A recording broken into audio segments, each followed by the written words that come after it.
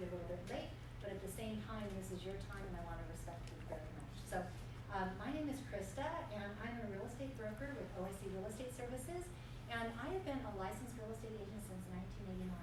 And part of the reason why I believe in this is just sort of the journey of how it was that I come to be here for you now. Okay, so I'm going to share that with you. But also, since we're doing a Facebook Live, if everybody would be willing to please put their phone on vibrate, that would be really helpful. And that way I don't squirrel, because I squirrel pretty easy. And those of you that know me know I do it. It doesn't take much. So basically, I got my license in 1989, and then Desert Storm happened. And right after Desert Storm happened, the real estate market absolutely stopped. It was like there was a wall that hit the wall. And so what happened then is I went into lending. And when I went into lending, I learned that by volunteering at the Sacramento Home Loan Counseling Center, I learned a lot about how if people had education, they felt more confident in moving forward in what they're going to be doing. So I did that for about 4 years. We would talk to anywhere from 40 to 400 people, or 200 people, not 400. But I did have a crowd of 200 people once. I'm not afraid to talk, so that's not my problem at all. But what I also learned by doing that is that there's a lot of information out there that is limited to the person delivering the information. I was a lender, and I offered certain programs that were available to me through my lending source, but by participating with this, we would have other lenders from other locations come, and what ended up happening is I learned that I didn't have all the answers and all the information, and there was a lot more ways of getting creative and making it happen. The other thing I learned is I learned how to do credit restoration, and I learned a lot about credit and how to improve your credit scores, how to get your credit in line, and it's honestly a game. And I'm going to share with you some tips and tricks on that one too. And then I also learned that there's a lot of information, especially now, that wasn't available then on the internet, but it's also limited to what you actually, where you click. It's kind of like when you go researching something online, you get one piece of information here, but then you'll find another piece of information here, and suddenly the little spot on your skin is this huge cancerous whatever it happens to be based off of whatever self-diagnosis it was. So I find a lot of people self-diagnose what they're doing when they purchase a home. So this is your time. I have some ideas of what we're going to present, but understand this is geared towards you. And so what I'd like to do with permission, if you would, is give me your first name and what would make this time successful to you. And I'll start with you. My name is Carmen. We moved from Albuquerque, New Mexico. We were homeowners there. We've had to rent since we've moved here 5 years ago. Just wondering, it doesn't seem possible. Okay. Because of the cost. Okay, so that's fair and that's good, and I appreciate that. So Carmen, right? Mm-hmm. Okay, good. How about you, sir? Okay. We're the McKinneys.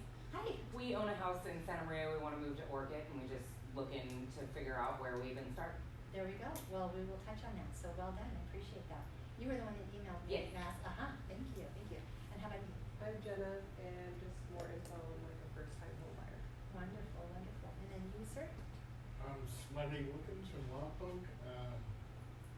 I'm retired. There you go. So you're just here to try and figure out how to put money into your retirement with real estate. I got it. Okay.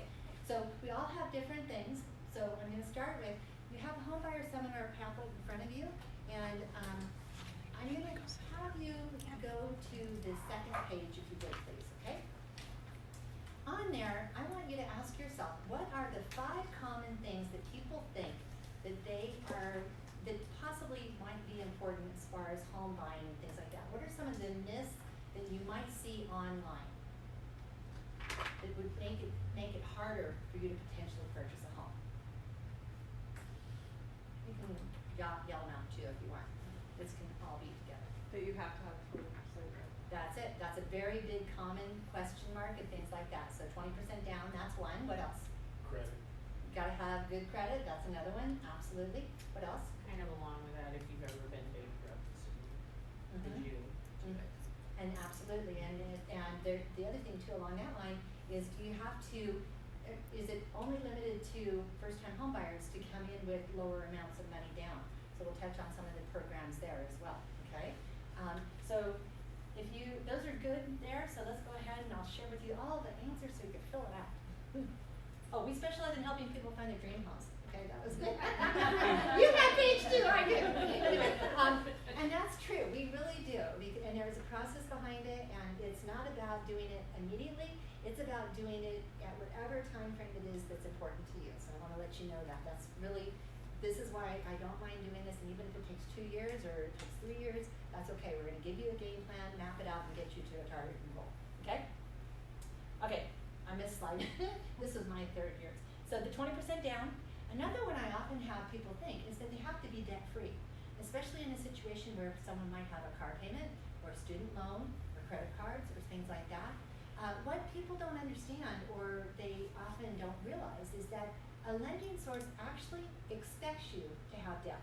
It would be hard pressed for you not to have debt. So what they do is they have in mind a score for your home as far as how much they'll allow you towards your home payment, and then what they'll do is they'll allow you an amount for debt, okay, as far as like a car payment or a student loan payment or things like that. In your situation, since you have a home, if you were to keep that home and turn it into a rental, what they would do is they would take that as the secondary one. So you would be allowed that less the amount of the rental on it. So we can talk more about that individually. But you can still keep your home right now, turn it into a rental, and it's not going to be counted against your housing debt. Okay? So they do take that into account. So that's a good thing for you. Okay? Hold on. I didn't. He's okay. Isn't it a typical guy? Remote, got control. Yeah. Okay. Good credit versus bad credit. Okay. So here's the deal. First of all, what a lot of people don't realize is that the credit reporting agencies are actually private businesses. Okay. And most of the scores are generated through computer algorithms. So you can actually trick getting your credit score in a potentially better score. Okay. And there's many ways I can do that. Too much to get into in this regard. But you can also borrow somebody's good credit to help raise your credit. So that's some of the things that are in line with that. So I have many ways and resources, and this is again more involved in here, but if this resonates with you, reach out to me, and what we'll do is we'll go ahead and discuss how to do that for you, okay? The one thing I will tell you is that bad credit is better than no credit. You actually have an easier time getting a home loan, even if you have bad credit, than having good credit. And nowadays, they actually take into account credit scores as low as 540. I told you we have people, come on in, join us. Come on in, hi. Got a water and chips for you here. So what we're talking about is the 5 myths. So we're talking about good credit versus bad credit. Now, some people went through the time where you had a bankruptcy, a short sale, or a foreclosure, or something like that. I had a short sale, so it was one of those things where by doing that, what ended up happening is that I wasn't able to buy for a while because I had to get certain things in place that do have limits. That's the challenging part. The good part is, though, is that if you have not owned a home for 3 years, you actually can go into a first-time homebuyer status again, and that means you can qualify for all of those first-time homebuyer programs. So that can be a really beneficial thing there, too. So credit can be as low as 540 right now with some of the different programs, but there are ways that we can work together to get that score even higher, and it really doesn't have to be hard. I have great ways of doing it. Oh? It did. 2 years on the same job, okay? So now this is important for you, Jenna, because you actually went to college. One of the things that people don't realize is that college counts as jobs. So your degree actually will count as your job history, so that way you can actually have it for 2 years. And it doesn't have to be the same job, but it has to be a relatable field. So we have to make certain that it makes sense in that regard. Or if you're salary, and you have a letter that states the salary is going to be the same, and you have some form of trade background in that regard, that also can be used. So these are some of the 5 myths that we often have, but at the same time, we don't worry about it because I have ways to working around it. Okay, any questions? Has that always been true about the degree, or is that something new? No, I've known that since 2019 right now. So it's no, 1999. No, it's been that way. Really? Yeah. So I have a lot of students that are actually going through the program. My son actually went through UCSB, got his job in engineering, got a job at Lockheed. All they need is his first paycheck, and he was able to buy his first home right away. So yeah, very easy, very easy. A lot of people don't realize that. Okay, go ahead. Okay, give me an amount that, well, you were talking about rent. How much is your rent? It's $2,000. Okay, it's 2,000. Okay, who would be my guinea pig and do a calculator for me? Who's got a calculator real quick? Okay, go ahead. Okay, so go ahead and do the next page. Okay, so put your rent amount in at $2,000. How much is your house payment? So let's just all play along with it. Okay, $2,000, and so 2,000 times 12 is how much? 24? What? 24,000. Okay, so 24,000 times 5 is how much? 125, roughly. $125,000. Do you realize that you can buy a $400,000 home even using some of the first-time home buyer programs for probably just about $300 more than your $2,000 a month in rent? So the thing is that when we talk about rent and we talk about these numbers, sometimes, especially now, what ended up happening, and I forgot to bring it, I actually stopped by an apartment complex, and a 3-bedroom apartment right now is renting for $22.90. Okay. When I did the math on that, it ended up being over a 5-year period almost $148,000. Now, yes, there's other things to take into account with homeownership, and yes, the tax rules aren't the same as they used to be, but usually over time, the cost of owning versus the cost of renting more than offsets that sum. The other thing too is, okay, let's step back to my son that bought the property for, just out of college or whatever. He owned his property for 2 years. He ended up making a $50,000 profit. Now, we play with some of this stuff along that line because he did sell it, and we want to make certain and look at the big picture, okay? And each person's scenario is different, but that's something I want you to sort of think about in the scope of renting versus buying. Because the cost of renting actually is a lot more than that. I can go on and on and on about all the other things that homeownership can benefit to you, but when you look at, what was the number again for the 5 years? $125,000. That's a lot. And you know what? So, okay, I'm one of those landlords, and I have a house that I have seen only one time since I bought it in Utah, and I owned it for 15 years, and I've had maybe, I'd say $10,000 worth of work done on it in the whole 15 years, and that is absolutely the, whatever, I mean, that's even being high, but at the same time, over that time frame, what's happened is that I bought it for $270. I now have a $110,000 loan balance on it, and I have done nothing to it. They've made all the payments. So, and there's other things behind that, so think about that. Okay, next one. Most home buyers do it all backwards, and when I say that, what happens is that, now they're getting better because the education is out there, okay?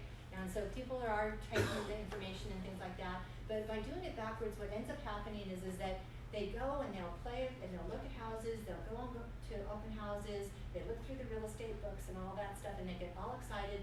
They walk into this house and then they go, oh my God, I gotta have this house. I gotta have this house. Even if it's your move-up house. So we can work you into a move-up house scenario, okay? So what I want you to do is think about the fact that when you do it backwards, all of a sudden you have this house you want, and it's like, what am I gonna do? How am I gonna do it? So part of the reason you're doing this is because we wanna reduce the, go ahead. We wanna reduce the stress and have it be where you have a game plan, so that way we can go and help you go forward faster. And the other thing too is that I didn't do it, so that's okay. But let me ask you a question. If I had you take a piece of paper and wad it up and throw it, actually, you know what? Let's do it. Sue's out on a phone call. So, I want you to wad this up and throw it.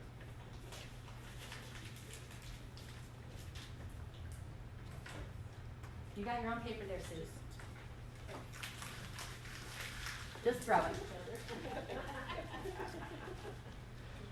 Go ahead, throw it anywhere.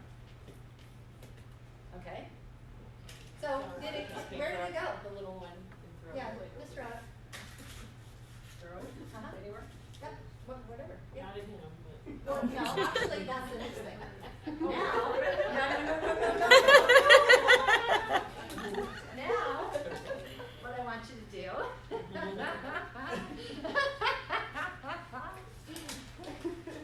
Because, no. I'll protect you. Okay, throw it at me. Throw it at me. You hit it. Oh my gosh. Was it closer to something of a purpose or a goal? Yeah. You know, that's the whole thing.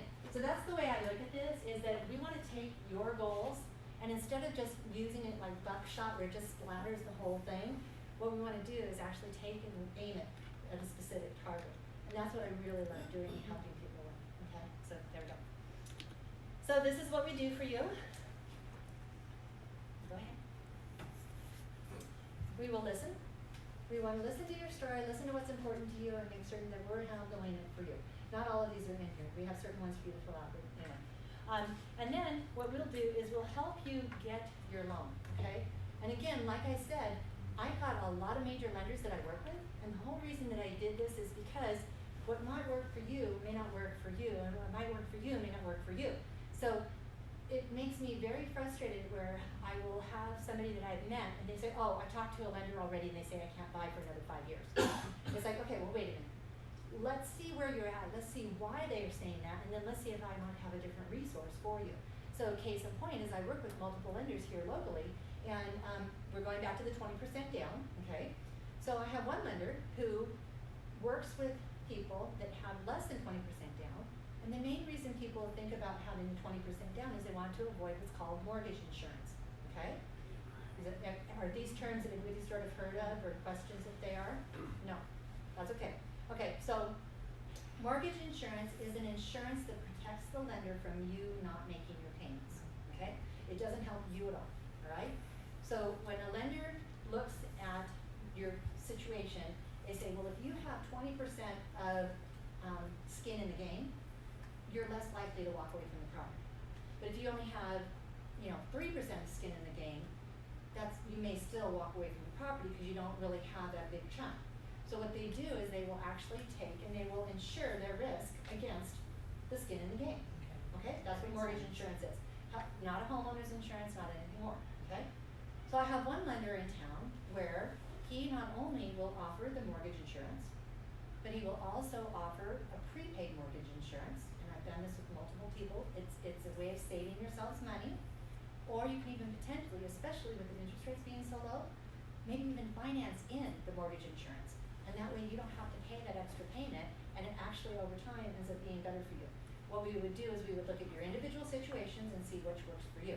So let's just talk about this. Let's say mortgage insurance is something that people want to avoid. So what's 20% of 400,000? 80,000, okay? I don't know about you, but I don't have the ability to save 80,000 super, super, super quick. It will take me a couple of years, okay? Well, in a couple of years, interest rates will go up a lot faster and a lot higher. House payments will go up, or house prices will go up a lot faster and a lot higher. And also, just even the appreciation that I'd be skipping out on will go up. And I'm gonna miss out on everything because I'm afraid I'm gonna have to pay mortgage insurance. It's not something to be afraid of, okay? So that's sort of what it is and why people do it, and that's why I work with multiple lenders, and that's just to give you one small synopsis, okay? Any questions? How do they calculate what you pay for the insurance? Is it based on the home price, or They have factors multiple in what you're? They have multiple different layers, and it's different policies, and it's price, down payment, credit, things like that. And that's a good lender question, but just know that we can do that, okay? Everybody okay? Okay. Oh, then we empower. We want to give you the knowledge, okay? This is what this is all about. We want to make certain that you have information. I'll give you tons of information, and it will be a matter of making certain the information is important to you, and just know that we care. The nice thing about what we do is that it's never about just your house. I mean, it's about a long-term relationship. I have people that I've put into their homes, and then it's about years and years and years and years later they call me about something that's not even real estate related. I want to help you grow into whatever it is that's important to you. That's what the OIC stands for. It's to help you see your dreams come true, and and there's multiple ways of doing it. Okay. All right. So we will find the best home. We help you with the lowest down payment at the lowest monthly payment. How much do you think it costs? Give me some ideas. What do you think it would cost for us to help you do that? Yeah. Shh. That's okay. He's the star at the top. Yeah, I can put you in that. No, just kidding. No, that's it. Next slide. Free. Okay. Understand that in real estate, when somebody works with a buyer, then and even with the seller, nothing is charged until the actual end goal is achieved. So if somebody was selling their home, they don't pay any fee until the home is sold. When somebody is buying a home, customarily, not always, but customarily, the seller builds that into their cost of sale. Now, I have worked with for sale by owners, and sometimes the buyers will actually pay the fee because the for sale by owners won't. But the main thing is understand it's all negotiable, and we all work together. But unless you as a buyer do not pay anything at all, generally. Okay, so no cost. I had one buyer one time, bless her soul. She actually had saved money back, thinking she had to pay me. We closed escrow. I gave her her keys, and she goes, "So when do I give you a check?" And I'm like, "You don't?" She goes, "I don't." I'm like, "No." And so that was why I put this in here, is because, again, it's not spoken about, so I want you to know. You don't, this is all of this, no matter how long it takes, is free. Great. Anyway, okay, the next page in front of you is an agency. Okay, and the reason that I put this out here is because at the top it's going to talk about having a seller's agent, then there's the buyer's agent, then there's an agent representing both the buyer and seller as a dual agent, okay? The seller's agent is whoever has to sign it from the buyer, right? The buyer's agent is whoever it is that's representing the buyer. And a dual agency can happen in multiple ways. And the reason I bring this up is because if a company, OIC, had the listing and the buyer, the company would be the dual agent, okay? If there was a for sale by owner, and the owner was represented by the agent, and the buyer was represented by the agent, it's a dual agency. If I have the listing individually, and the buyer comes to me, it's basically, again, a dual agency. The hard part about a dual agency is I want you to think about something. Not saying don't do it. I have done it. I've done it successfully. But I want to have you think about something. Have you ever known of anybody in a car accident? Okay. Do you believe that whoever was helping the person that was in the car accident versus the person that caused the accident could equally and fairly represent both clients to their end goal very easily? No. So as you're considering using that agent, and as an agent, if I ever look at representing both parties, I tell people all the time, first of all, you want to know who your players are, and you want to make sure that you get the absolute best representation. As a matter of fact, there is a whole bunch of fiduciary rules in our agency that states that the seller is the one that the agent has to protect the most.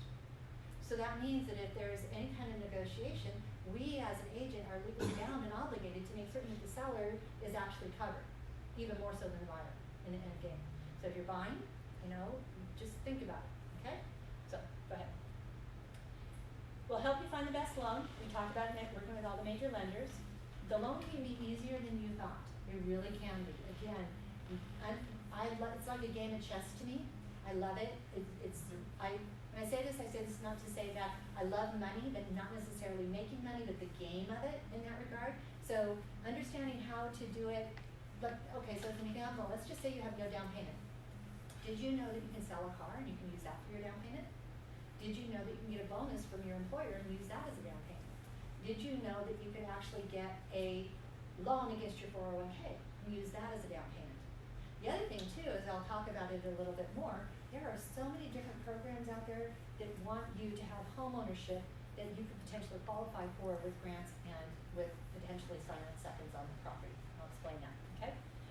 Getting a loan can be easier than you thought.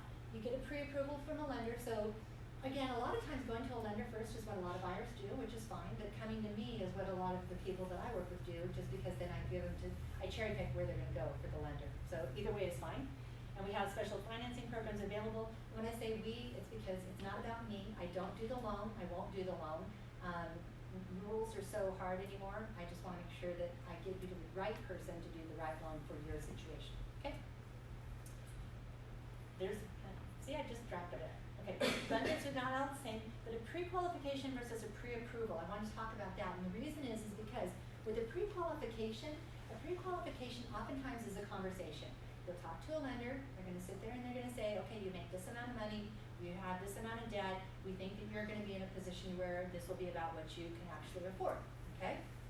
A pre-approval, however, is letting them see your pay stubs, letting them see your tax returns. And the reason is because a good lender is going to know when they look at your pay stubs and your tax returns how to add back certain things. So like as an example, let's just say that you have a retirement that you're funding through your employment, that is actually your money because it's voluntary. It's not like you have to do it. Same thing if you happen to have a child care credit or if you happen to have a medical credit that you're doing. Those things oftentimes a lender will consider in your income. However, you don't necessarily think about it because you just look at what goes into your bank each and every month, okay? So this is the things that a good lender is gonna know how to do it, and a good lender is also gonna know how to input it to give you the best scenario. So an example, I had a buyer and what happened is that they wanted to have a bank balance verified. And so I went into the bank and I said, which is better for the borrower? Is it better if it is the average daily balance or the average monthly balance? And the banker said, the average monthly balance shows a better amount in the account. I said, that's how I want it verified. That small little tweak made their loan go forward faster. And it can be as simple as that. So that's why you want to have a good team behind you. That's why when I went back into real estate, I actually vetted well over 50 different lenders, asking them very specific questions, because as you know, I'm a control freak. So, and it's not because of any, so there's that. Next one. It works. Anyway, now this saves, pre-approval saves you time and money because we use it in negotiation. Not only are we going to be in a spot where we use it to help you figure out your home and what you're going to do, I then know, and the lender then knows different ways to actually get you the best opportunity that's for you. And negotiation isn't always just about price. I've been doing it long enough, I can tell you story after story after story after story, but the thing is that I had one person one time that ended up being able to live in their home for almost 8 months at $100 a month because the gentleman that wanted we had 13 offers on the house. The guy that bought the house ended up getting it for almost $30,000 less because what we did is we took away the rent that they would have been charged for that 8 months and backed it away from the price. So the buyer saved money on taxes, the sellers didn't have to move and saved money on rent, everybody wins. So, and that's what this part of it helps you with. Next one. Super special down homes for only $100 down payment. There are homes for zero money down right now. I can get loans right now for zero money down. And we also have in Napomo and in Guadalupe, they have what's called the USDA loan. That's available for people that have not purchased or are considered first-time home buyers, but at the same time, we do have zero money down programs as well. New homes or condos, low down payment here. So we talked about the different grant programs in your handout. We have a lot of different things that you can consider. The $5,000 to $7,000 down payment could be as little as you need, depending upon where you're at income-wise, and there are things along that line. But I want you to know it does not have to be that expensive to do certain things, and it can still, especially with rates being low and house prices being where they're at, it can be very beneficial. Next one. Anybody a veteran here? Okay, so were you a veteran in California? Okay, you can have your VA loan, but you also have CalVet if you're in California. So this slide doesn't pertain. Go ahead. There's 100% financing, there's low rate, there's credit forgiveness programs, there's some with the credit challenged and everything else. So this is in your handout, and we can talk about what's important to you. Just schedule a one-on-one, and that way we can cover all of it, because there's no way to cover all of it. The only reason we put this in here is because I want to show you that there are a myriad of different programs available. The main thing is that don't let what you see on the internet be the only way you give yourselves credit, okay? And even if it's not right away, we can actually get it maybe and hopefully in the future. Again, in your handout, more. Go ahead. In your handout, more. So, I have 4 boys, all right? I had one son, he and his girlfriend, they ended up buying a home, and they actually literally bought the home for $2,500 out of pocket, period. It was a brand new home, and they ended up doing a zip, a zap, and then a shadap. As a matter of fact, my daughter, she goes, zip, zap, it's a shadap, you know, and so, because they layered the different programs and stuff like that. And then what we did is we had the seller cover a portion of their closing fees, so literally, all they brought in was $2,500. And they're allowing programs right now to layer like that. So there does have to be limits on qualifying. If you have a 540 credit score, if you earn under $100,000, if you have some of the other things, if you're a nurse, a fireman, a police officer, or teacher, there are things available that way. So know that it's possible. There's a lot of possibilities. If you earn more than the $90,000, there's one I think that goes up to $150,000. But again, don't let it shy you away, okay? And by doing that, what you do is you beat the other buyers, and it helps us know how to negotiate it for you to actually get you the best terms. Again, what's important to the seller may not always be price. Let's see what's important, okay? The pre-approval is a mortgage credit report, and they pull your credit. It is what's called a hard hit on your credit, so it does report. Does anybody know the 3 credit reporting agencies that are customarily used? Not yet. Experian. Okay, what? Equifax. Equifax, Experian. TransUnion. TransUnion. Equifax, Experian, and TransUnion. Anyway, so those are the 3 major bureaus. And the reason that on a mortgage credit report, what they do is they pull all 3. The reason they pull all 3 is because your car loan may usually only report to 2. Okay, they may report to Experian and Equifax, but not TransUnion. Your credit card can go TransUnion and Equifax, but not Experian. So what they do is they will pull all 3 to make certain that they have determined that all of the loans that you might potentially have are reported. Same with good credit as well as bad credit. If say you have something bad, it may be on Equifax and not on TransUnion. So that's the reason that they do that. But the other thing too is that there's oftentimes misinformation and stuff that's been put together because of the fact that they're not, it may show up on one, but it may be inaccurate on another. So it's important every year, you can get a credit report every year, right? So one of the things I tell, talk about improving your credit, one of the best things you can do is once we have a credit report every year, we have a form we can provide to you, you just send them a letter saying you would like my free yearly credit report. There's no fee attached to it. There are services that charge you a fee, but there's no sense in doing it.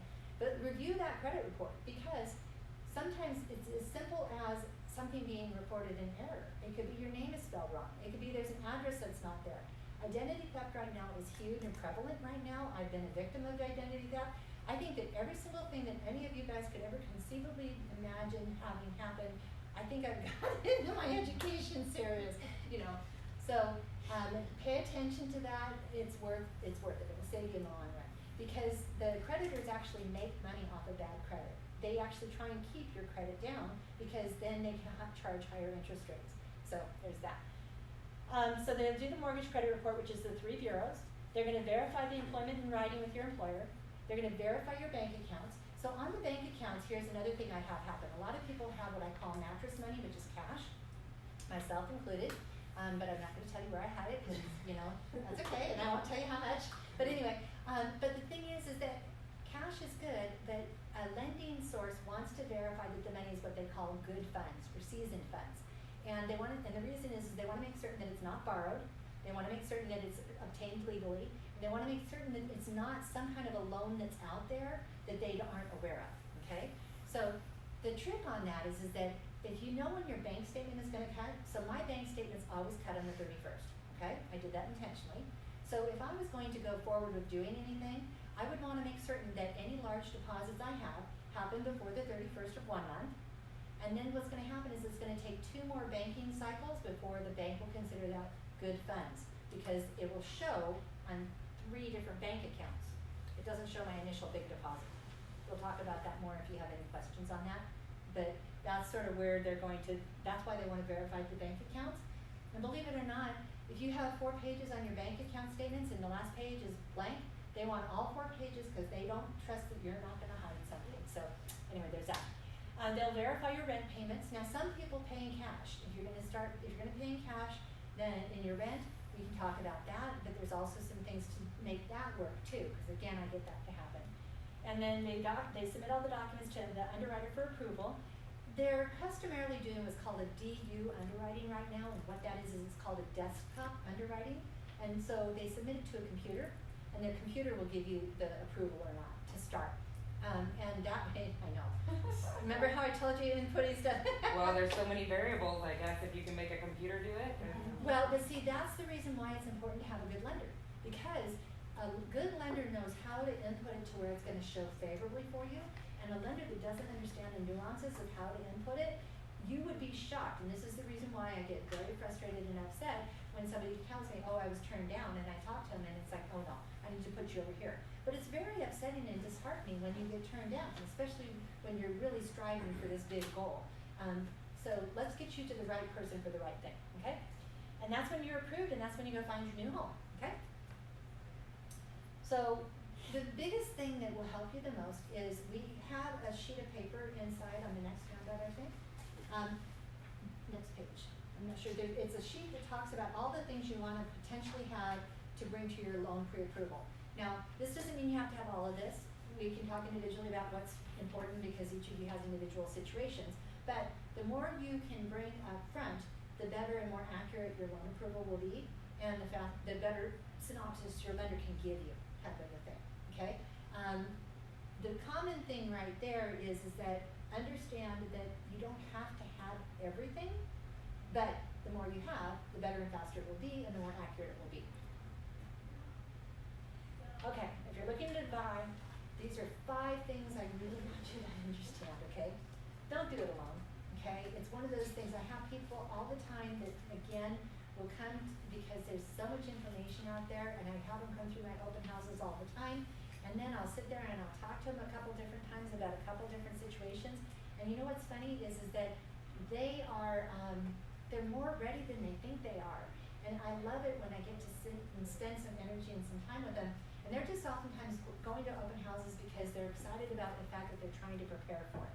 Well, the thing is that if you get the right person and guidance, and it doesn't even have to be me, find somebody that you trust, that you know that you're going to get the information from, but don't go it alone. Don't go buying a lot of junk, okay? So now when I say junk, it's not that it has to be junk, but just don't go buying a lot of stuff. I had a client, we were in escrow on a house, and they went to a car dealership, and the car salesman was awesome. He sold them 2 cars.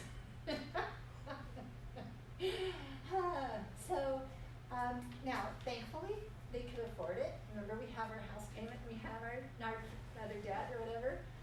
But that was a real scary situation for them because they didn't think about the fact that, you know I can afford it, but the lender doesn't like looking at stuff like that.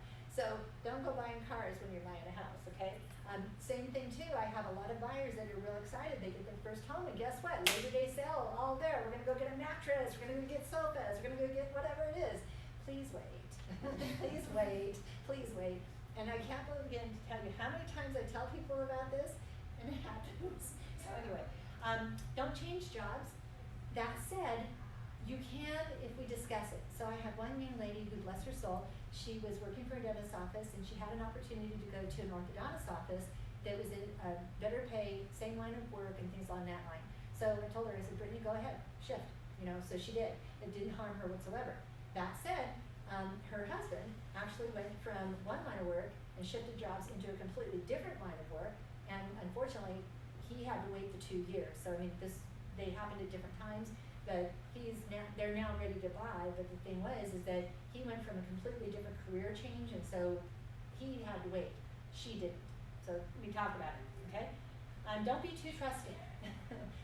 Wire fraud is alive and well, okay? You want to make sure you do not give your personal information out there on the internet. Anytime you're looking at homes, it puts cookies out there, and you want to make sure that those cookies don't necessarily get snatched by something that's going to be asking for more personal information. The criminals, I'm not intelligent enough to be that type of a thing, but they come up with stuff I couldn't even begin to do. And don't mess up your credit. If you're in a situation where you're buying a home, the most important thing is as you do it, don't be late. It's one of those things, if you're late on your credit score, don't go charging on something. If you have to, I had one person that went and actually applied for a new credit card because they thought, well, I'm canceling the other credit card. I'm just going to get this new credit card because it's giving me a lower interest rate. They didn't realize that even though you're transferring balances, it does impact your credit ability, and so the lender, it delayed our loan process. Still happened, but it delayed it. And that's how you reduce stress. You know, you're gonna know your numbers, you're gonna know how we can negotiate, we're gonna know whether or not we need to do any areas of improvement. You're gonna know how much we actually can help you with through some of the different grant programs. And by knowing it, knowledge is power, and that way you can move forward a lot more confidently. And that's where the buyers and sellers come into play. So then, after you've got some of that done, then what we do is we go into, oh, I forgot to do that page, that's my fault. So anyway. Then after we go into that page, what we do is we go into the buyers and sellers and we talk about the fact that you found a home. You start looking for homes and things like that. Oftentimes what happens is that I work with people and I tell them, I say, you know, they say, oh, you know, I want to get started, we get meeting and everything else, and then we'll go out and we'll look for houses and they find their dream home. And they're like, oh my gosh, I just started. And I tell them, I says, no you haven't. You've been looking online, you've been doing open houses, you've been researching stuff on the internet. I says, you actually are a lot more prepared than you really give yourself credit for. And when they think about all the time and energy they've done spending backwards, they agree. So sometimes people actually will buy a house the very first time you go out. It doesn't happen that often, but at the same time it does happen. And just by having this knowledge, they're comfortable going forward. The Association of Realtors buy and sell agreements are slanted in favor of the seller. So in front of you, you're going to have a copy of the contract. And understand again, as I told you before, as a realtor, as a broker, as somebody who's with the California Association, all of these forms are geared to protect the sellers because the sellers have the most to lose. Buyers have ways of backing out of the contract, whereas a seller, once they sign a contract, they're legally bound to sell the home. So you have different ways of not having all your information at the beginning. You have time to actually get information answered and settled and things like that once you get into the contract if you're a buyer. But if you're a seller and you've agreed to sell the home, then you're pretty much obligated to sell that home unless there's certain things that happen in the contract, okay? So I want you to understand that's part of the reason why this is designed to protect the seller is they want to make sure that if the seller is really going to move forward with this, that they understand the ramifications of it. The other thing on this is, I'm not sure if it's on my slide, can you see? Yes. Okay, so on there, you're going to see that they have the address and everything. You're going to see how much you're purchasing the property for. It's going to show you how much it is for your length of time to buy the house. And that time can be anywhere from 3 weeks to 6 months. There's no, you have to have it started and ended. But the main thing I bring up on this is because, again, it talks about who represents the buyers and who represents the sellers. The other thing, too, is that whenever you go into contract with something, they usually want some form of a deposit to actually secure that property. So that's the escrow deposit that is credited towards your loan. So it's not money that is just given to the seller. It goes to, this is a title company. These are the people that actually serve people getting loans and making certain that the documents for the sale of the home, they give no liens on the property. There's no mechanics liens, there's no tax liens, there's no back child support attached to the property. There's nothing against the property. So this company here that we're at, the First American, is actually going to insure the title and make sure that it's giving you a clear title. But they also have what's escrow, and what that means is that they are an impartial third party, which means that they're going to take what you say and what your seller says and make certain it meshes together. And if, let's just say you go into escrow and you give them the deposit, and let's just say then somebody says, oh, I don't want this house unless they sell it to me for $5,000 less.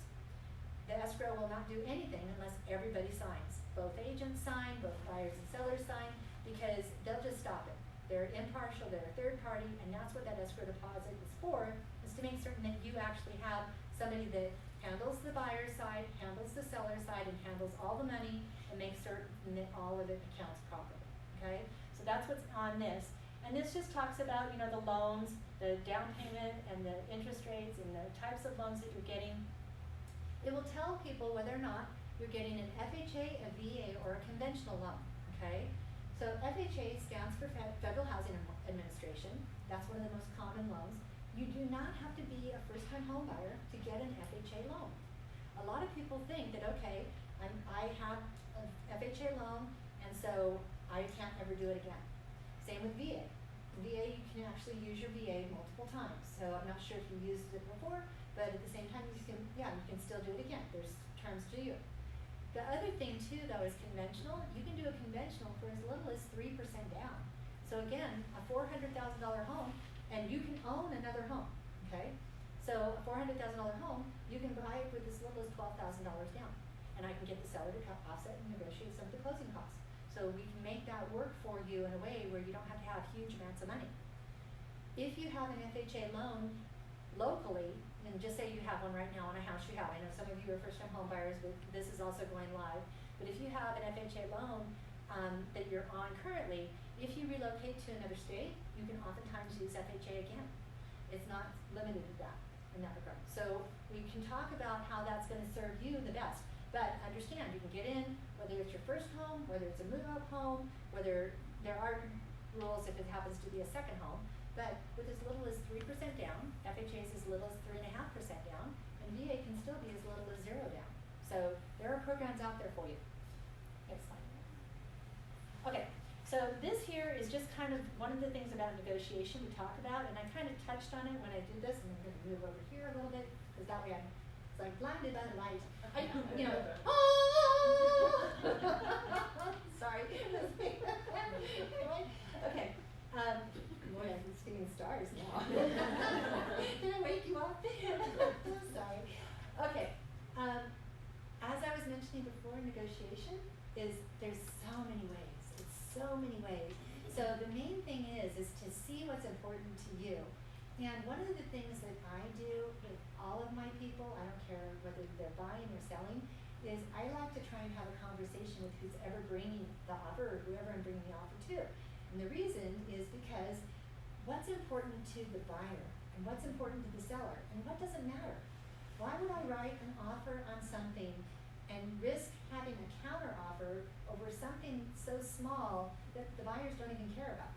So doing that little step in advance, I can't begin to tell you how often my clients will get a home or an offer because we don't have to have counters.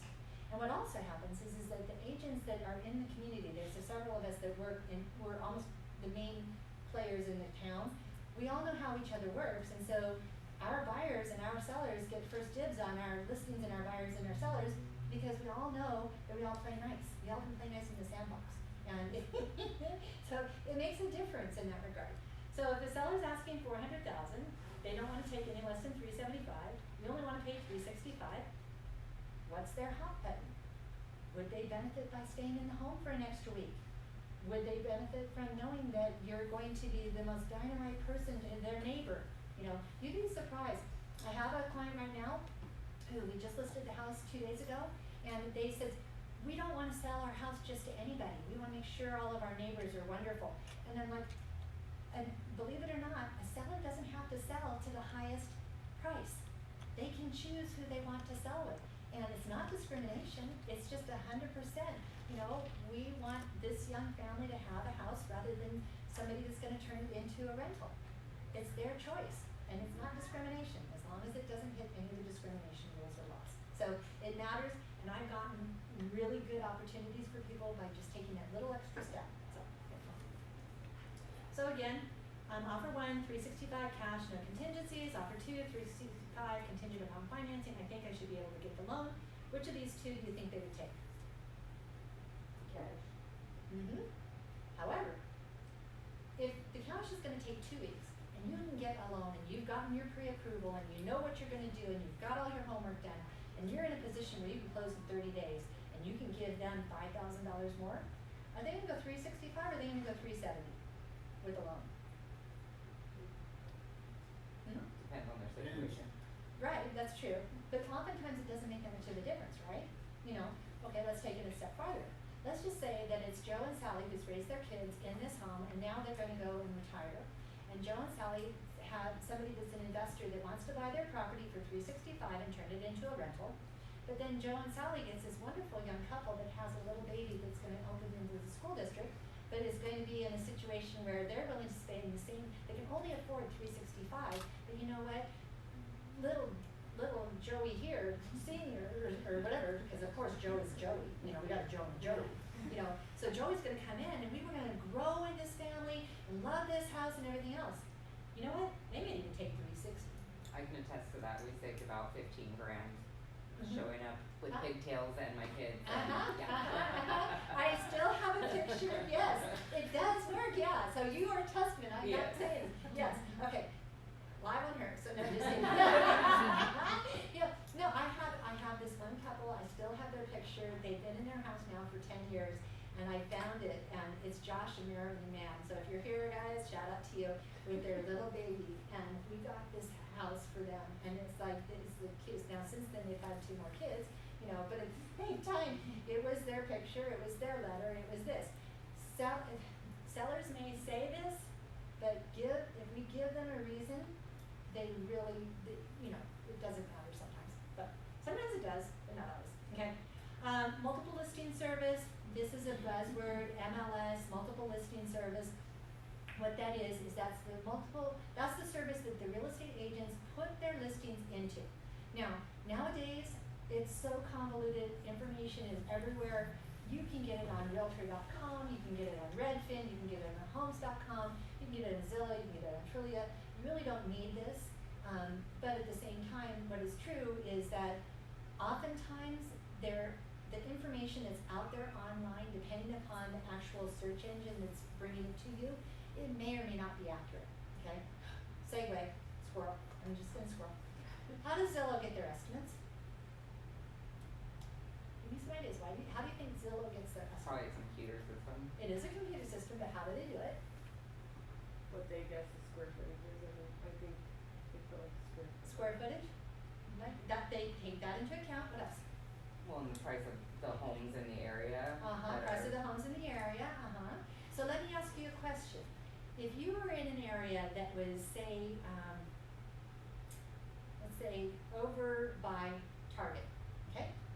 Over by Target, well, we're right by Target. All right, we're right here, yeah. Okay, all right. Hey, I'm sorry, I tried it central. Okay, right here. Right over there, there's new homes right over there that sold for around $380,000, right? Okay. Right over here, these homes are selling for $520,000. Right over here, these homes are selling for $415,000. So what Zillow does is they stick your house right here, and they draw a circle around it, and then they say, oh, that's it, it's an average. So if you're in a place where you're near mobile homes, or you're near condos, or you're near brand new construction, your values will shift and change very considerably. So it's a way of working that it's not something that you want to hold on to. As a matter of fact, the gentleman that actually created Zillow, funny story, he ended up taking his Zestimate, he did his property for sale by owner on Zillow, and he ended up selling it with a realtor for $100,000 less. Just because, so it's a good tool, it's a great thing to pay attention to, but just understand the process of what you're doing. You know, so there's that. So, you know, I just thought you guys would enjoy that. And if people say, oh, well, Zillow raised my price by this, you can go, I know why. Or Zillow dropped my price by this, and then, I know why. Yeah, but, our company will tell you about all the homes for sale that meet your specifications. 2 programs that we offer people that are not something that I'm aware of anybody else doing is we have what's called a Dream Home Bumper program, where we will actually, if you have a very specific type of an area that you want to be in, or a specific type of a home that you want to be in, we will spend our dollars doing it. I had one client one time who wanted to buy a very specific type of a home in Fox and Woods. It was a B plan, and they wanted it to be on a rectangular lot on an interior street. So we went forward, and it took us about 4 years. As a matter of fact, it ended up being a for sale by owner. I ended up helping her negotiate the contract because I was driving on to Utah to get my rental property. And so she bought the property for sale by owner, and it was exactly what she wanted, but it took her about 4 years to actually get that property. But we had utilized all of our resources to make certain that their house was exactly what they had wanted and got. And then we also have a secret list of homes.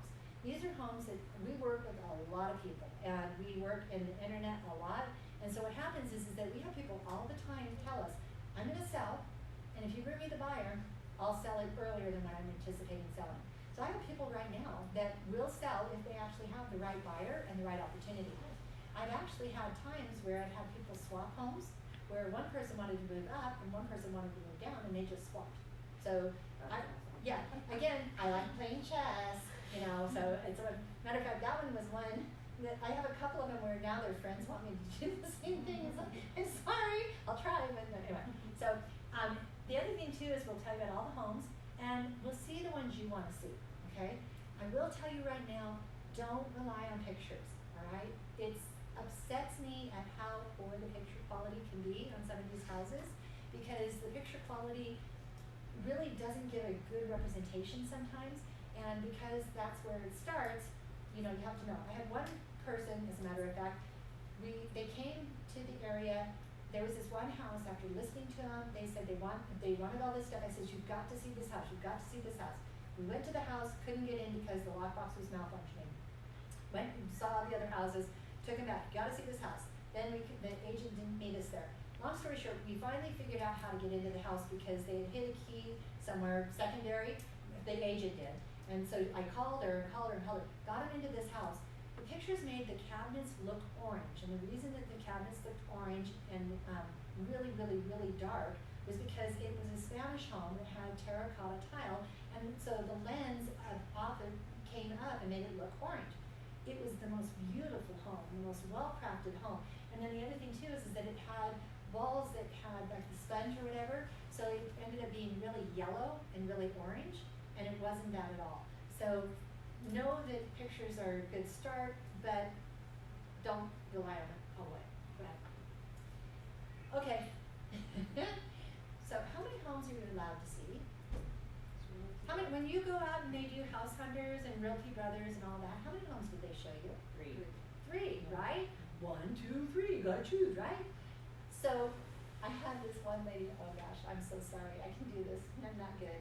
So we saw our 3 houses, and she goes, so do I get to see more? I'm like, no. Which one? She just like, what? I said, no, you gotta choose one. Isn't that what they do on TV? And she's like, anyway, so it's true. Oh, you want to know another backstory? Okay. So on those TV shows, will I ruin it for you? Do you guys want to hear it or not? I know it's all over. Well, no. Okay, so I have a family who's actually had 2 children that have bought properties through Property Brothers, okay?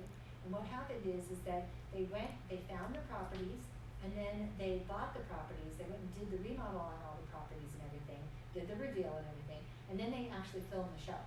So it's all completely reversed type of a thing. So it was just fun. So just a little thing there. So anyway, a lot of them will show you 48 homes, or they'll have you choose it, they'll show it to you, and then they'll try and convince you to buy one or the other, okay? Understand, again, I've had people buy a home the first time we've gone out, but I've had people take as long as 5 years. So it's one of those where it really is sort of based off of where your situation is and what you're trying to achieve, and we just try and accommodate what's important to you, okay? So there's in here a wish list, okay? So let me ask you a question. Are you gonna marry any guy that's got a job? Any gal that's got a job? I mean, hey, why would you just choose a house that's 3 bedrooms, 2 bathrooms, and has a roof over your head? You know, come on guys, let's have a little more involvement in this, you know? So don't choose your house like you would choose your partner, you know? I had one gentleman, the reason he chose his house is because it had windowsills, and his cat always would, when he'd come home, his cat would reach up into the window and scratch, welcoming him home. And that was what really got his attention. I know, but that was, I mean, it was like, it's like, okay, so, I can't make stuff like this up, okay? I can't. I'm sorry, but I just can't. You know, another thing, I had another family where I was absolutely positive this one person was gonna buy this house, and this couple was gonna buy this house. And I almost didn't show, I was afraid that they were gonna get into a bidding war. Of course, I'm representing this buyer here and this buyer here, so I'm like, oh my gosh, what do I do? Well, as it turned out, the person I thought that was gonna buy this house, there was a church of a denomination that she just couldn't handle that was right behind the house. And so she's like, I will absolutely never live near something like that. And then, so she ended up buying this house that I thought for sure this couple was gonna buy. And then this couple bought this house because they had the windowsill for the cat. So, no, anyway, so do your wish list. And the thing is that the clearer you are, and if you're a couple, I have the husband and wife or the partners do it separately. And the reason behind that is because what's important to the young lady is not always important to the guy, but the other thing also is by doing that, it refines it. And then sometimes I can't take both people out at the same time. I can only take one at a time. And so I, as well as the partner, will have eyes for both of us. But it's interesting because, I mean, sometimes the guys love the kitchen, and sometimes the gals love the closets, and sometimes the guys want. I have a guy right now that has more shoes than his wife does. It's like he has this whole thing. It's just, she's got a little small closet. He's got a whole wardrobe. So anyway, you just, make certain that it's important to both of you, but put as much on there as you can. The clearer you are, the faster it happens. I can't even begin to tell you how that is. Same with finding that partner together. So. Show you as many homes as you want to see until you find the right one that's for you. And then the other thing too is that if I can't do it, we have other people that are on our team that can do it. So we make certain that we try and do it on your times. Okay, so don't be shy about that. So go ahead. And then when we find the right home, we're going to walk you through writing the offer. Okay, we're going to present the offer on your behalf. And there's ways to do this, even if I'm not physically sitting in front of them. It used to be that I would physically sit in front of people, but that's not always happening anymore. But we will present it to them in a way that's going to shed the best light for you. And we negotiate all the terms of your offer in your best interest. So again, it goes back to what we were talking about, and everything seemed to be a matter of it worked fine in that regard. So we have multiple ways of negotiating, and don't let any of it be a concern. Okay? Main thing is know what's important to you. If you want it to be fast, it can be fast. If you want it to be slow, it can be slow. If you want assistance from the sellers, have assistance from the sellers. The main thing is to sort of figure out what's important to you and not be afraid to ask. I had one person who actually negotiated a puppy dog in the purchase of the sale. I told you I can't make that up. Okay, so it was a golden retriever puppy, and what happened is that they were buying the property, and then the golden retriever puppy was part of the negotiation. Now, it gets even funnier because what happened is that the seller opted not to sell the home, or they didn't end up making it to where the home worked. But it took them about 6 months to finally figure out they weren't going to buy the house or whatever. So then the seller wanted them to buy the house or buy the puppy, and they even went to court, and the judge said, no, you gave the dog to them, and there was nothing about a fee for the dog, and the dog is now theirs. So I promise I can't do that. Go ahead. Home warranty can save you thousands of dollars.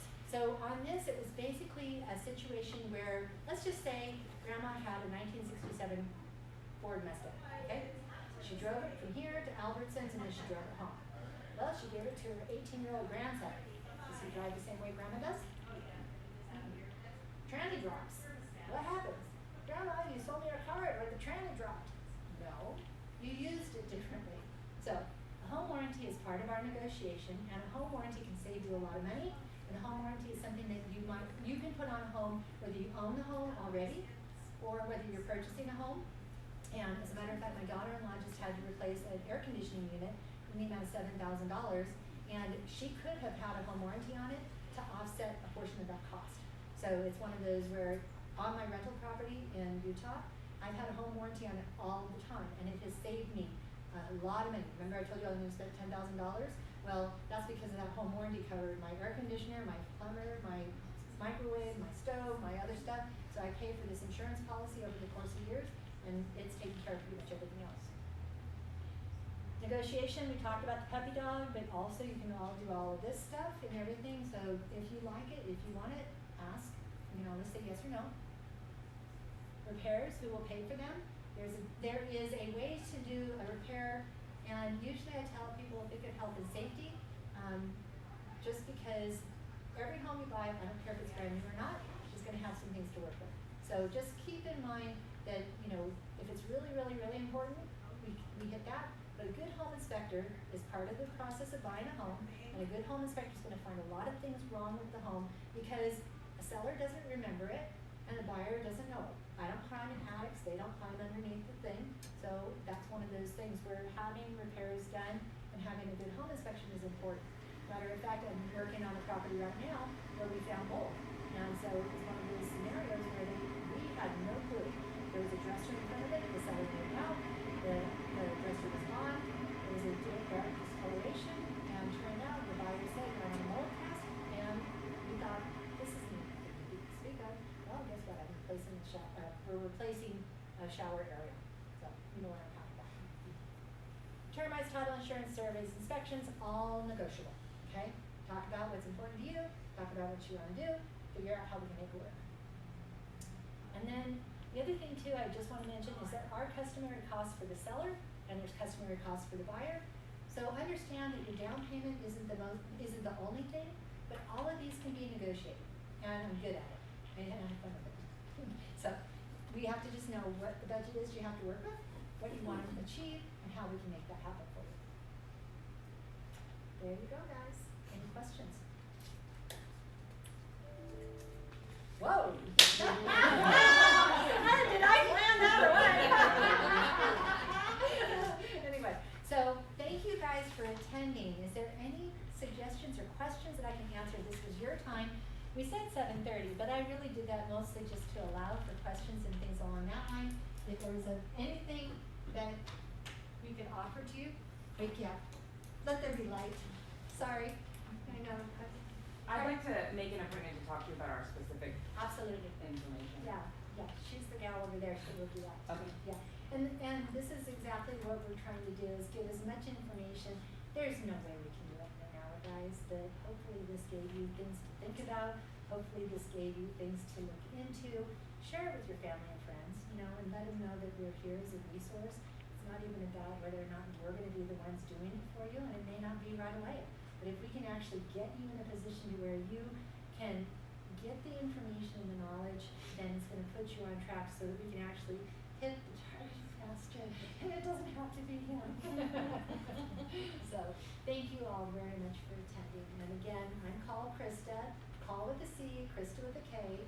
And if you want to reach me, it's really easy. Just Google call Krista Realtor, and I pop up everywhere. We have a YouTube channel where we are doing daily little videos on stuff to help educate and empower. This is all about trying to get information out that's important and pertinent to you. So thank you all for attending. Is there anything else I can do for you? You're dismissed. Thank you. Big smiley hand. Thank you.